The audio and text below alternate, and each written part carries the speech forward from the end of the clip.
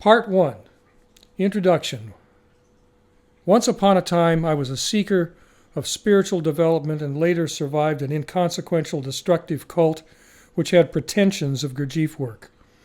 As a result, it became important to me to study hypnopsychosis and the sacred hypnosis which is a central feature of Gurdjieff's teaching.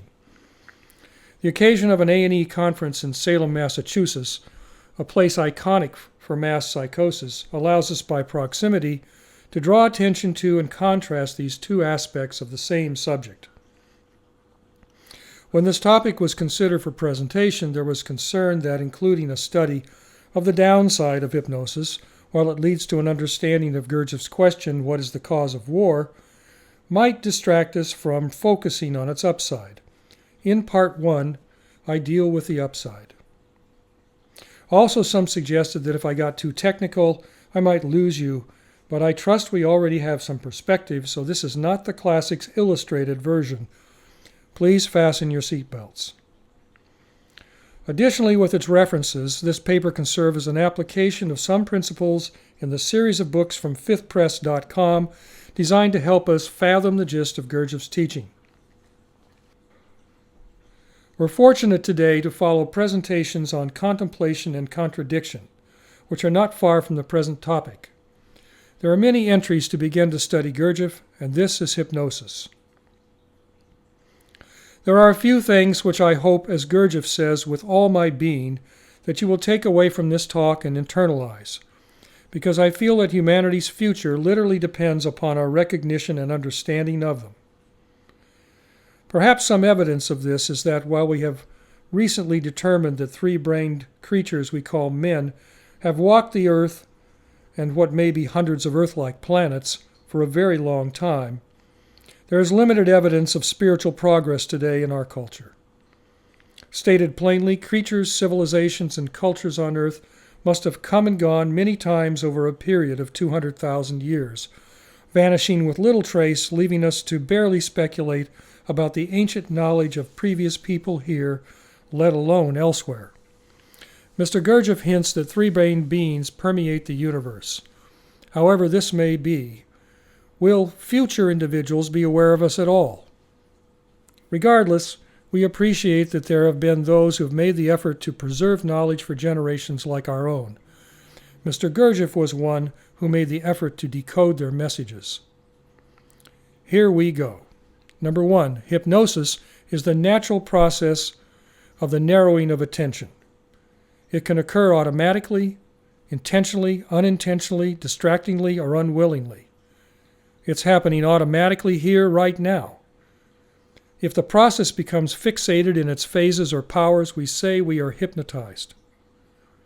Number 2, there is a higher energy which directs our attention. Gurdjieff labeled it Law 6 or astronomonian exiohary. We call it simply will. Number 3, hypnosis can be volitional or involitional, willy or nilly, willing or unwilling, conscious or unconscious, evolutional or involutional. Repeat. Number 3, hypnosis can be volitional or involitional, willy or nilly, willing or unwilling, conscious or unconscious, evolutional or involutional. Number 4, attention is a material produced by the body. It operates as an enzyme, a catalyst, and a master rebuilder in each of our three brains to help us digest images and derive meaning from them. Gurdjieff labeled it C12, sex, being exiohary, and sperm. In the physical body's primitive brain function, attention automatically keeps us alive and functions in the digestion of the emotional and intellectual bodies up to a definite point where nature has given the possibility of further digestion only intentionally through the precise direction of attention by our individual personal will. This matter is critical. When our will is subverted, when the processes of emotional and intellectual growth are interfered with from outside or from within ourselves, digestion stops, and the digestive materials toxify or dissipate. That in a nutshell is what is wrong with externally accepted convictions such as happens in cults and cult-like circumstances. It's why Gurdjieff, speaking through Beelzebub and Hussein, is very careful not to force his ideas upon us. Is this the reason why Abdul is murdered in the second descent? Is this the reason why Ashiata's methods failed to endure? What have we learned from these passages? If digestion stops, in addition to our corporeal loss, so does our role in the administration of the enlarging world. In that event, with respect to us individually, endlessness's sacrifice will have failed. Example. Perhaps an example is in order. In the course of attending this talk, you may filter out sensory impressions non-essential to its meaning. That is, you narrow and focus your attention. Further focusing of attention upon bits of meaning, even while you are listening to new information, may break down your images of my ideas into manageable components and then miraculously reassemble them along with your previously digested images to form questions, objections, or insights. These may even be half-formulated and put on the shelf for later complete expression and discussion. Such are the three powers of attention. Compare this focusing, breakdown, and reassembly with the aims Gurdjieff states at the beginning of the arousing of thought. Chapter 1 of Beelzebub's Tales to his grandson, referred to here as simply the Tales. If I may say something emotionally or intellectually challenging, part of it may resonate with you. It may become retained as a useful idea or even become a conviction. Or it may clash with one of your previously crystallized convictions within conscience or consciousness. You may then be inspired of your own accord to test whether your convictions are real. Such is the development of reason. Such are the normal processes of digestion.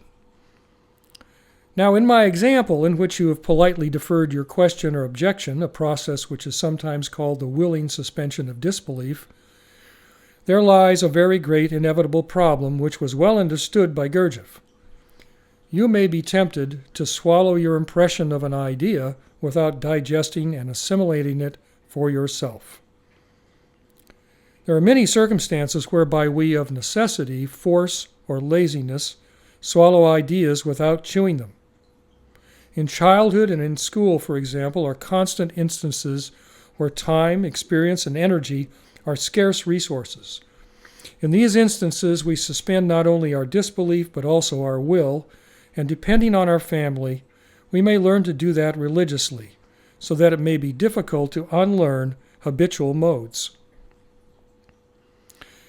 It's natural and necessary for us to put ourselves under external will, but when we do, our digestion may stop.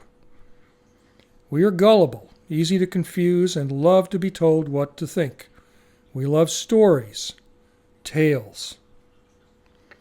In Meetings with Remarkable Men, chapters 1 and 2, we have several examples of how Gurdjieff was raised to deeply question and think for himself. Gurdjieff, throughout the 3 series of All and Everything, uses hypnotic stories which employ allegory and metaphor, enneagrammatic patterns, etc., to penetrate our usual resistance to pondering. Number 2, a hypnotic web. Let's weave a map, a web. Where do we begin as a puzzle? Like Gurdjieff, we could begin by asking the question, what language might we use? That of all and everything, of In Search, the Gurdjieff secondary literature, philosophy, thought reform, behavioral psychology, Freudian psychology, cult conversion, medical hypnosis, law, genetics, advertising, politics, history, religion, education, Orwellian literature, the occult, Satanism, racism, Jesuit thinking, Nazism, war. Any of these could be a starting point, and all involve hypnotic trance, often of groups of people. If the language of all and everything, we could show how Gurdjieff used Mullah Nasreddin's sayings, hypnotic induction, proxy, paradox, contradiction, post-hypnotic suggestion, anchors, and how his writing fulfills his stated promise to destroy our misconceptions and rebuild our psyches. We might show how closely the techniques of Gurdjieff and Dr. Milton Erickson resemble each other, because they both rely upon healthy human powers of attention and survival. If medical hypnosis, we could describe how Erickson, like Gurdjieff, used paradox, confusion, contradiction, conflict, cognitive dissonance, and many other techniques to induce trance, change belief with metaphorical phrases and allegorical stories, suggest behavior, and leave a post-hypnotic suggestion so as to make it easy his return to trance. We might explain how we are all subject to these techniques because they are normal. If the language of Freud, we might begin with hysteria and the story of Little Hand's crippling phobia of horses and contrast it with Gurdjieff's frustration with the word hysteria in meetings. We might remind ourselves that we have all experienced moments of frozen catalepsy and psychotic break, or Yazidi circle, and finish with shared psychoses known as folie à deux. Or we could begin by falling down a few of these rabbit holes, perhaps passing the March Hare, the Red Queen, and Alice down to the primitive symbols of Carl Jung and Joseph Campbell, how sometimes a pickle is just a pickle, or how, with Erickson, a saguaro cactus may not be.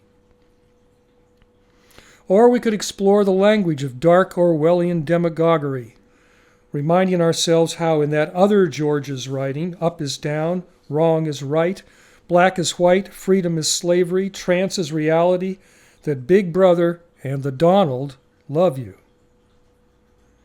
The most hypnotic leaders instinctively mix truth and lie in equal proportion as an ego defense. The resultant hypnotic whipping up of their followers is mistakenly perceived as charisma. Gurdjieff, in contrast, suggests that leaders should be chosen on the basis of maximum reason and being. With the jargon of Jesuit thinking, need-dominated perception, bigotry, Satanism, racism, and Nazis, we might describe Dr. Buzzell's insight of how disabling so-called animal sacrifices of each of our functional brains lead to war, which, as you know, was one of Gurdjieff's two big questions. Recall that Beelzebub's assistance with the reduction of animal sacrifice in the Second Descent led to one of the intercessions for which his horns were restored, in recognition of his increased reason. How would we begin to make sense of it all? My answer is in Gurdjieff's Antidotes to the Hypnotic State.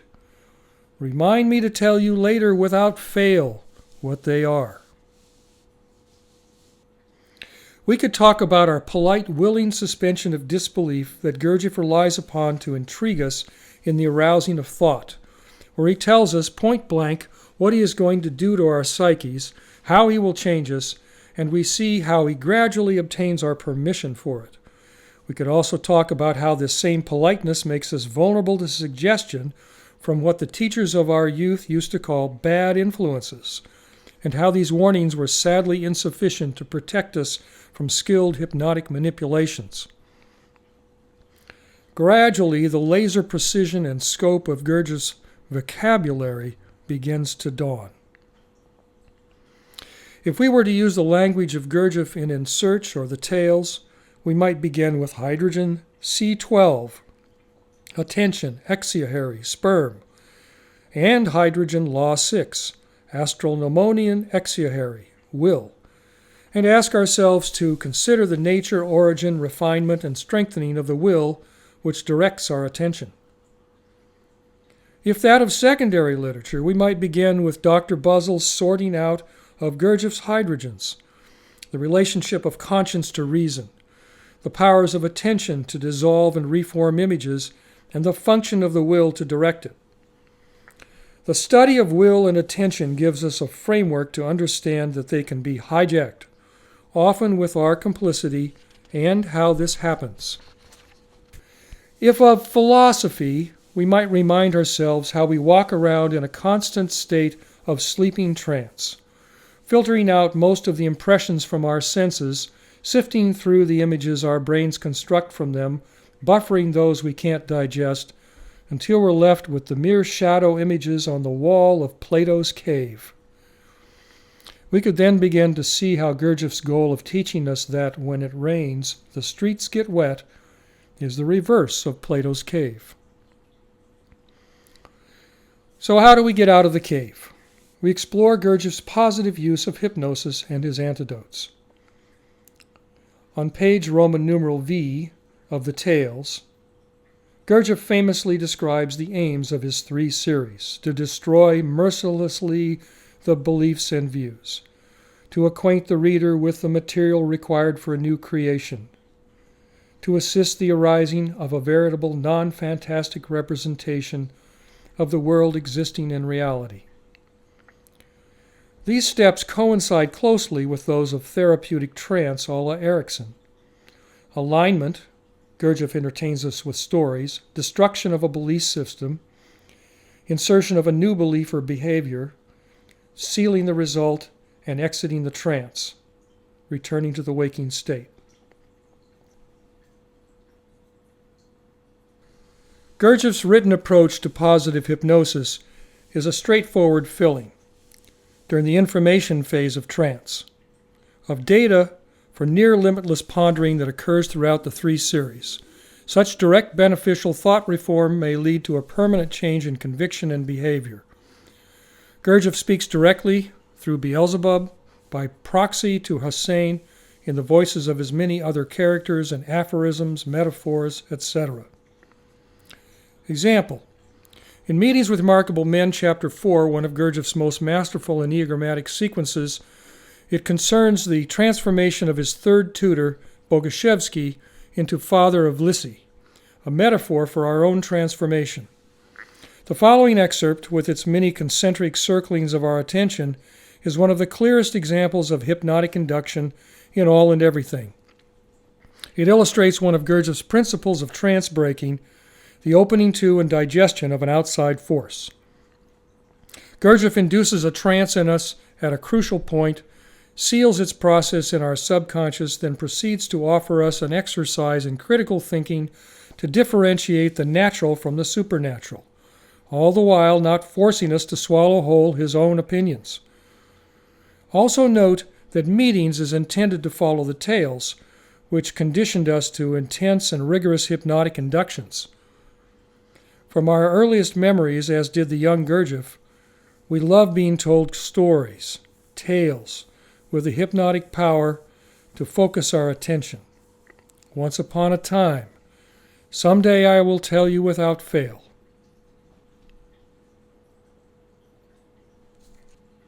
The Yazidi Circle passage follows how Gurdjieff, Do Re Mi Fa, dismisses a series of explanations of the supernatural, mentions one he cannot dismiss, describes the oracle who predicts his hunting accident, and he introduces a method of hypnotic induction by the half-wit and drops a hypnotic anchor, someday I will tell you without fail. It's like once upon a time or hold that thought. The passage is followed by another series of unsatisfactory explanations, Sola Si, the Gornak, a zombie, 2 morality stories of increasing complexity, and finally a return to Boguszewski, now an octave higher as father of Lissy, to seal the deal.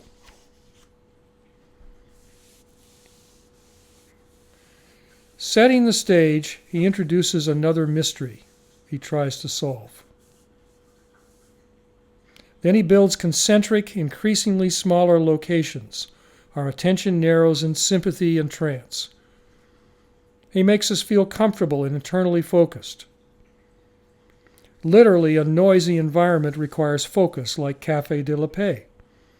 Trance deepens as we imagine this contradictory but familiar process. He begins a story within the story with an urgent task. In this distracting task, with increasingly finer detail, we can all relate to working on something with focused attention, so trance deepens further. Now he plants a non-specific suggestion, anchoring with the date and the phrase, "deepen my work." There's an interruption from outside the trance.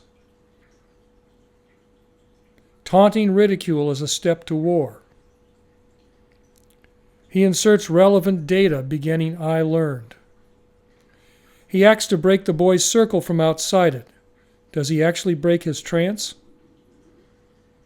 Still in trance, we have confusion and assimilation with directed, nonspecific duration, like Milton Erickson. He makes an oblique reference to the supernatural. He encourages us to think seriously about the Yazidis. And then he seals the trance with a quick decompression. But we are left full of thoughts. As we respond to the anchor, he ends the lesson, and we return to an emotional state of anxious urgency as he recapitulates the side octave with his original trance. Section 4. Familiar situations where our attention narrows and we often may go into trance. I say may because it's possible to maintain the presence of an I when our attention is directed by our own will and correct efforts. There is the opportunity for further development and digestion proceeds. But if our will is subverted at critical stages, the results of indigestion are toxic. Passive trance. Childhood before the age of 7. Stories. Books. TV. Movies. Video games. Lectures. School classes. Entertainment. Sermons. Passive listening to music. Active trance. Childhood from 7 to 14. Conversation. Active listening to music. Studying. Physical, emotional, intellectual, energetic exercise or practice. Mixed passive and active. Childhood after puberty. Cults. Jobs. Special situations where attention expands. Lessening trance. Aha moments. Spiritual exercises, particularly those involving sensing. Inspirational moments. Sincere dialogue. The Gurdjieff movements. Section 5. Attention and will. Will directs attention. It's useful to consider that the dimensions of impressions at least include sensation, external or internal, hearing near or far, vision, central or peripheral, each with a range of intensity of several octaves. Not only can our attention have a wide or narrow perspective, we can focus or unfocus on the images of these impression ranges.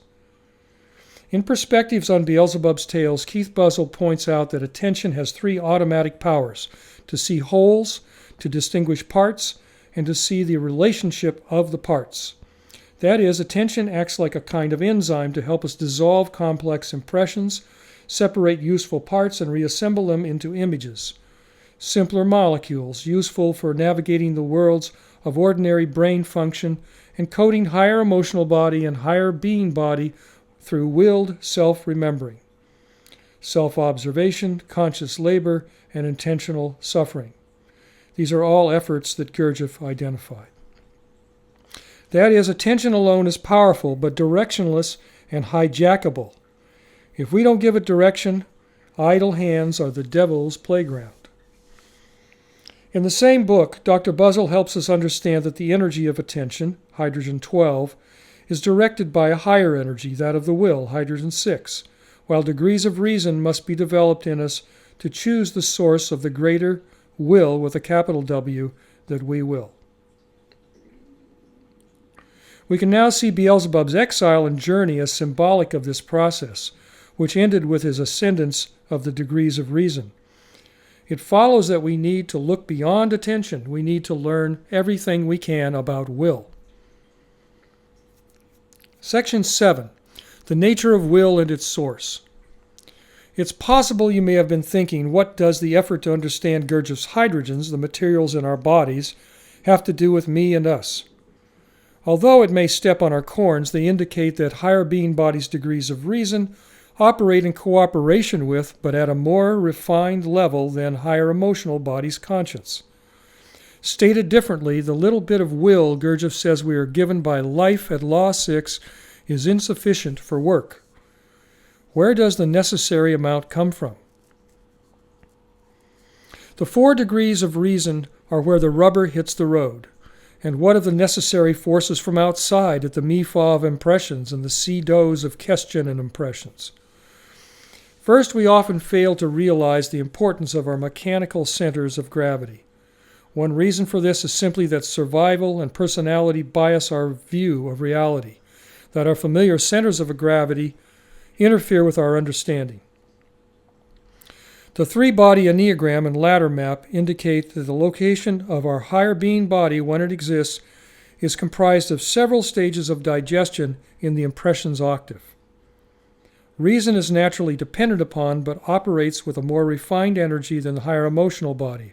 Put more simply, the expression of hydrogen 12, which is functional in conscience as soul 12, is necessary but not sufficient for normal reason. A second perspective concerns the survival triads Dr. Buzzell has identified, the idea that we are motivated for survival of our body, group, and ideology. We trust more those who think like we do and fundamentally defend our singular gravitational perspective as a means of survival. It takes much maturity before we begin to appreciate and share diverse points of view. Yet Gurdjieff is concerned with us seeing how things really are. For instance, the third striving advises us to strive to know ever more and more concerning the laws of world creation and world maintenance. For this, we need to pop up into a world where diverse interests are unified, above the world of survival triads in which we usually operate, to a world of conscience and the second conscious shock, where will, informed by a higher source, can enter from outside the third octave. Thirdly, in a progressive discussion of occult mysteries and meetings, Chapter 4, Gurdjieff eliminates one superstition after another, on his way to leaving us to conclude whether objective science is an antidote to hypnotic wiseacring. Yet he leaves the door open for certain questions relating to the nature of higher emotional and higher being bodies and life after physical death. Fourthly, in Abrahamic religions, the images of the Holy Spirit in such metaphors as incarnation and Pentecost and grace correspond to the Gurdjieff's gaze of endlessness in purgatory. This suggests that there is a higher influence to which we must open and explains where it can enter in the octaves of digestion. Part 8. When are we not in trance? Gurdjieff's antidotes to trance. Here are Gurdjieff's fundamental antidotes to destructive hypnotic trance. You may identify others. Number 1, perspective expansion.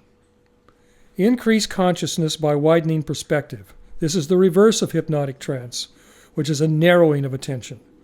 There's a Sufi saying, in the land of the blind, the one-eyed man is king.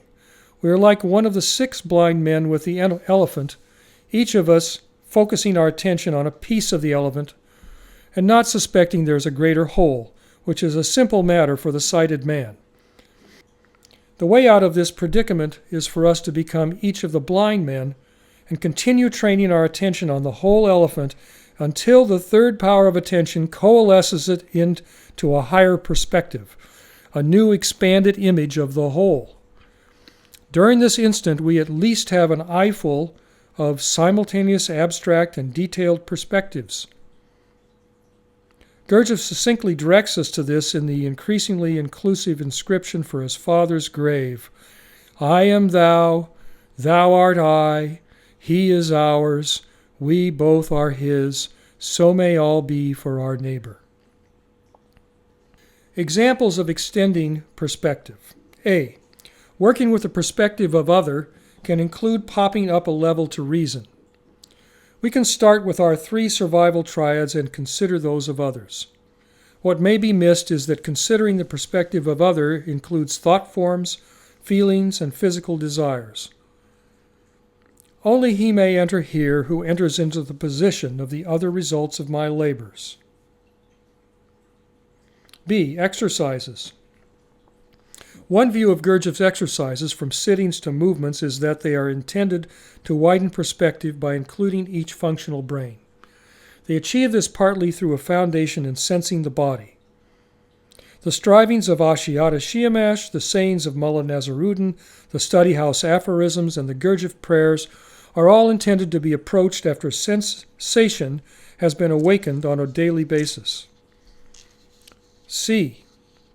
The as-if method, to analytically enlarge perspectives by revealing, accessing, or creating a pure external observer having qualities of impartiality, objectivity, and simultaneity. In the Paris talks, Gurdjieff sometimes instructed people to function as if they were conscious or collected, or had some other foundational state, or had the presence of an I. Mr. Nyland spoke of this as the as-if method, often formulated as, "Can something see me as I am now in a moment?" This method of autosuggestive hypnotic induction assumes the presence of a something indescribable and impossible in our usual state. 2. Objective science. Gurdjieff's antidote to limitless beliefs, for example those of religion, heaven and earth, or mere church versus science, is to logically employ objective science, one aspect of which is applying to ourselves the scientific method of stepwise sequenced, experimentally determined steps in what has been referred to as his system of work on oneself. Mr. Nyland referred to these logical steps as the do-re-mi stages of the digestion of impressions: observation, participation, and experimentation. While he refers to popular science and scientists negatively throughout his writing, one of Gurdjieff's most scientific positivisms is Asiada's third striving, the conscious striving to know ever more and more concerning the laws of world creation and world maintenance. It might be helpful to substitute the word principle for law, and realize that principles operate from a higher world than the one in which we normally inhabit. We often think this has to do with only our science concerning the great megalocosmos, and forget that the soft sciences, those less quantitative, are just as important, that the third striving includes everything real. Semi-final ponderings. The young boy in the Yazidi circle was in a state of classic hysteria, unimaginable emotional excesses, as were the people of Salem Willows in 1692, as are we. As in his metaphorical story, Gurdjieff has come to wipe out part of our hysterical circles from which we may escape, but only through volitional movement. For example, what do I do when some kind, seemingly random devil wipes out the edge of one of my mini Yazidi circles, and I suddenly find myself outside with some small additional free attention? One more thing. Recalling my questions, why didn't animal sacrifice fully stop? Why was Abdul killed? Why didn't Ashiata's reforms prevail? Is Gurdjieff suggesting repeatedly that in the practice of convincing is an inherent flaw? It seems so to me. So if it wasn't by his convincing arguments and enlightening their reason alone, how were people actually inspired to digest his teaching? Is the only solution to educate people in how to learn to acquire will and reason for themselves. That reason, while universal, must be arrived at personally. But from whence comes the inspiration? Echoing the fall of the angels to earth found in Abrahamic religions, the encompassing storyline of the tales is how Beelzebub, exiled for a supreme act of willfulness disruptive to the functioning of the universe, redeems himself by experiencing all the levels of the operation of will, capital will, and reason. Then, symbolically at the end of the tales, as endlessness asks Beelzebub what he has learned via Hussein's question of whether it is possible by some means or other to save them and to direct them into the becoming path, Gurdjieff is suggesting that Beelzebub's answer helps endlessness in the maintenance of the enlarging world. To be continued. We must face the dark side of hypnosis if we are to understand and neutralize the steps to war.